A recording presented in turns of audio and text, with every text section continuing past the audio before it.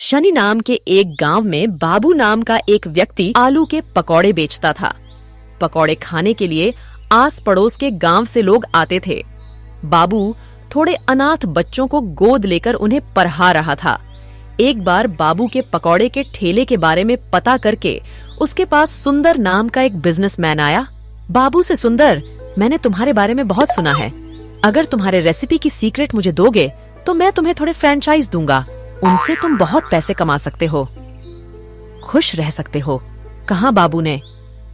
तब देखिए साहब, मैं फिलहाल अच्छे से जी रहा हूँ। मेरी सीक्रेट किसी को बताने की जरूरत नहीं है। वैसे भी जितना मिलता है उतने में ही मैं खुश हूँ। कहते ही सुंदर वहां से चला गया। अगले दिन सुंदर के पास बाबू के पास काम करने वाला कालू आ गया। सुंदर से, कालू साहब, मेरा नाम कालू है। मैं बाबू के पास पिछले 15 साल से काम कर रहा हूँ। अगर आप मुझे अपने बिजनेस में पार्टनर बनाओगे तो मैं उसके रेसिपी के सारे राज बता दूंगा। क्या कहोगे? कहाँ सुंदर खुश होकर मान गया। थोड़े दिनों के बाद बाबू के पकौड़े की दुकान के सामने वो लोग एक पकौड़े की दुकान शुरू किए। उतना ही नहीं, सुंदर आसपास के आलू बेचने वाले दुकानों में एडवांस देकर 1 महीने तक आलू को ब्लॉक कर दिया। अब बेचारा बाबू मांग के हिसाब से आलू के पकौड़े दे नहीं पा रहा था। ये गौर करके सुंदर कालू से, क्यों कालू, देखे ना मेरे झटके से कैसे तुम्हारा बॉस तिल मिला रहा है, और अब हमारे पास धीरे धीरे लोग आने लगे हैं। देखते रहो, इस बार उसे ऐसे मरूंगा कि वो अपनी दुकान बंद करके भाग जाएगा। कालू, तब साहब उसे कम मत समझिए।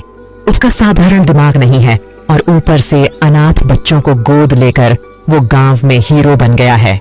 कहा सुंदर तब, हीरो वीरो अब काम नहीं करेंगे।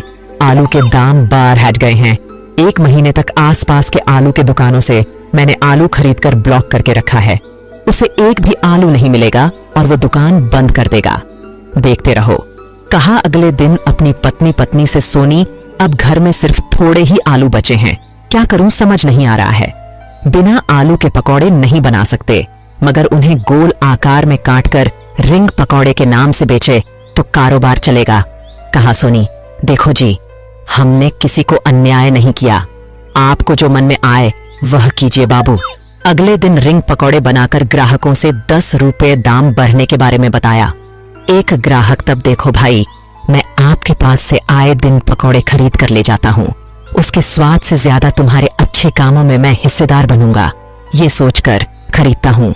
आप जितना मन करे उतने पकौड़े दो भाई, हम चुपचाप खरीद कर ले जाएंगे। आप इन पैसों से अनाथ बच्चों को पढ़ा रहे हो, इससे बढ़कर महान काम किया है। यूं कहते ही वहां मौजूद सारे लोग तालियां मारे। तब से आलू रिंग पकौड़े भी आसपास के गांव में बहुत मशहूर हुए।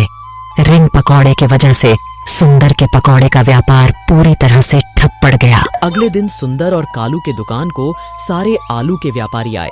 आकर सुंदर से एडवांस दिए आलू, उनके सारे पैसे भरकर आलू लेने के लिए बोले। सुंदर, कहा। यह सुनकर व्यापारियों को बहुत गुस्सा आया और वो सुंदर और कालू को खूब मार कर चले गए। वो लोग डर के पकौड़े की दुकान बंद कर दिए। बाबू आलू रिंग पकौड़े बेचते हुए, बाबू अच्छे काम करते हुए अच्छा नाम भी कमाया।